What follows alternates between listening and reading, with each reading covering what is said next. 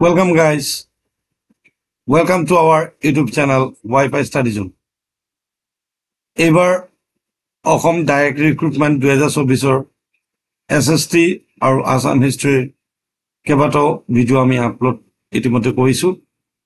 আজি আপোনালোকৰ সন্মুখত মোষ্ট ইম্পৰ্টেণ্ট কিছুমান টপিক লৈ আহিছোঁ।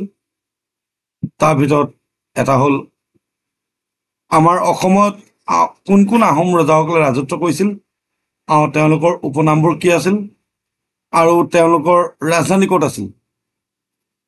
প্ৰথমতে উল্লেখ কৰিবলগীয়া যে আমাৰ আহোম ৰজা চুডাংফা, তেওঁৰ উপনাম আছিল বামুণী কোঁৱৰ আৰু তেওঁৰ কেপিটেল আছে চৰাগুৱা।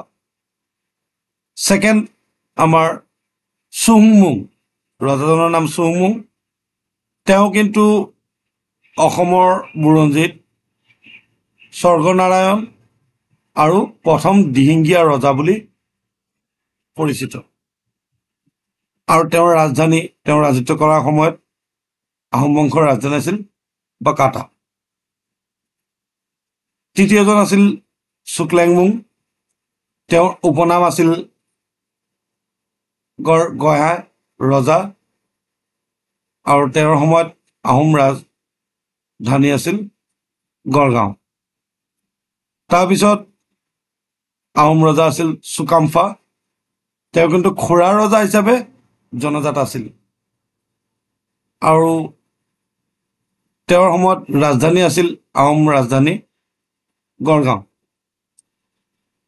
তাৰ পিছৰ ৰজাজন হ'ল চুচেংফা। তেওঁৰ অসম বুৰঞ্জীত প্ৰতাপসিংহ বুঢ়া ৰজা বুলি পৰিচিত। তেওঁৰ সময়ত আহোম ৰাজধানী আছিল গড়গাঁও। তাৰপিছত আমাৰ আহোম ৰজা হ'ল চুৰামফা। তেওঁ জয়াদিত্য সিংহ ভোগা ৰজা এই দুটা নামেৰে পৰিচিত আছিল। তেখেতৰো ৰাজধানী আছিল গড়গাঁও। তাৰপিছৰ আহোম ৰজাজন হ'ল চুতমালা। তেওঁ জয়ধ্বজ সিংহ ভগনীয়া ৰজা বুলি পৰিচিত আৰু তেওঁৰ ৰাজত্বকালত গড়গাঁও আৰু বকাটা আহোম ৰাজধানী আছিল। চুটিংফা, তাৰ পিছৰ ৰজাজনৰ নাম হ'ল চুটিংফা। এওঁ অসম বুৰঞ্জীত নৰিয়া ৰজা বুলি পৰিচিত আৰু তেখেতৰ সময়ত ৰাজধানী আছিল গড়গাঁও। তাৰ পিছৰজন ৰজা হ'ল চুপাংমুং। এওঁ অসম বুৰঞ্জীত চক্ৰধ্বজ সিংহ নামে পৰিচিত। এওঁৰ ৰাজত্বকালত আহোম বংশৰ ৰাজধানী আছিল বকাটা আৰু কিছু সময়ৰ বাবে গড়গাঁও। তাৰ পিছৰ ৰজাজন হ'ল সোণায়াত থাপা।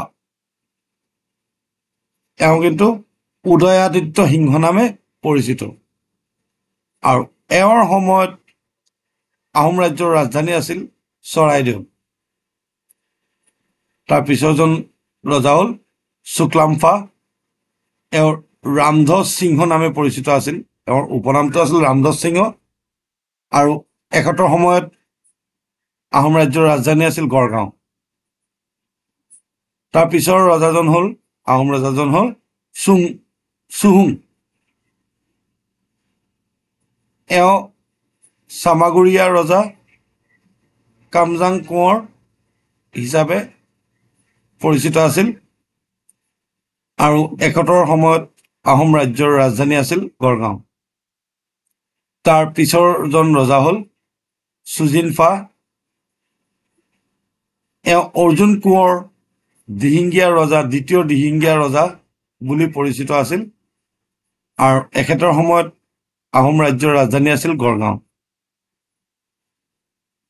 তাৰ পাছৰ ৰজাজন হ'ল চুদৈফা। এই চুদৈফা বোলা আহোম ৰজাজন পৰ্বতীয়া ৰজা আৰু তেজ সিংহ নামে বুৰঞ্জীত বিখ্যাত এওঁৰ ৰাজত্বকালত আহোম ৰাজ্যৰ ৰাজধানী আছিল গড়গাঁও তাৰ পাছৰজন ৰজা হ'ল চুলিকফা এওঁৰ নামটো বিশেষ উল্লেখযোগ্য আৰু এওঁ ৰত্নধৰ সিংহ ল'ৰা ৰজা বুলি বিখ্যাত ল'ৰা ৰজা বুলি ক'লে আমি কাক বুজি পাওঁ চুলিকফা এওঁৰ দিনত আহোম ৰাজ্যৰ ৰাজধানী আছিল গড়গাঁও তাৰ পাছৰ আহোম ৰজাজন হ'ল চুপাতফা এওঁ কিন্তু গদাধৰ সিংহ নামে পৰিচিত আছিল এওঁৰ উপনামটো আছিল গদাধৰ সিংহ এওঁৰ সময়ত আহোম ৰাজ্যৰ ৰাজধানী আছিল বৰখলা তাৰ পাছৰ ৰজাজন হ'ল চুকৰুংফা আৰু তেওঁ ৰুদ্ৰ সিংহ নামে পৰিচিত আছিল আৰু এওঁৰ সময়ত আহোম ৰাজ্যৰ ৰাজধানী আছিল ৰংপুৰ আমি ৰংপুৰৰ বিষয়ে বহুতো শুনিবলৈ পাম